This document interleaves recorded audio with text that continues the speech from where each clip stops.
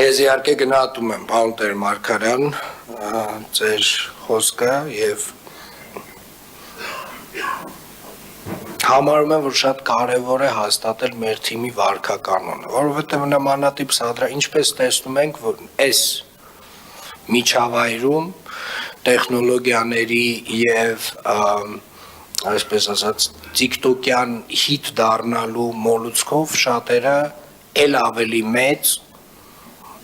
եռանդով փորձելու են նմանատիպ սադրանքներ իրականացնել։ Սա չի նշանակում, որ մեր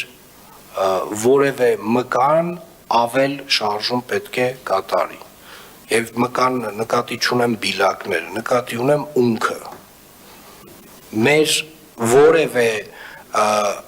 արձագանք չի կարող լինել չզսպված նմանատիպ սադրանքներին։ Նորից կրկնեմ, ես այն մյուս հատվածին գնահատական չեմ ուզում տալ, այսինքն այն, որ Երևանի քաղաքապետարանը մոտավորապես 100 պրոյեկտ ունի մանկապարտեզների, տարատեսակ պրոյեկտներ, բակերի հիմնանորոգման, այդ 100-ից արդեն մոտավորապես 40-ը ավարտին է հասցրել։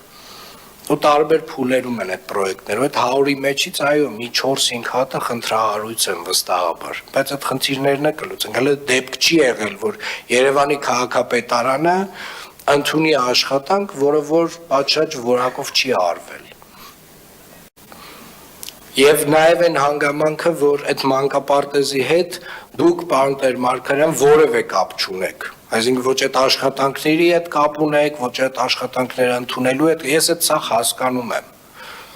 Ես ուզում եմ այս հատվածն հատուկ առանձնացնել, այո, դա սադրանք է։ Այդտեղ կա ահռելի ծավալի սուտ, այդտեղ եղել է վիրավորանքներ, այո, պարոն Տեր-Մարգարյան։ Բայց ամեն դեպքում ամեն օր ինչ որ մեկը ինձ վիրավորում է։ Ինձ, բոլորիս, ամեն մեկիս անհատապես ինչ որ մեկը վիրավորում է։ Թևերներս չեն քշտում գնում իրանց ծեծելու։ Դա մեր վարքականոնը չի, դա չի կարող լինել մեր վարքականոնը։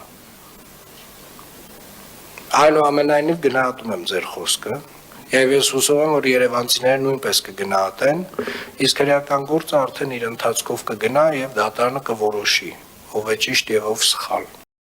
Չմոռանաք հավանել տեսանյութը եւ բաժանորդագրվել Civic AM-ի YouTube-յան էջին։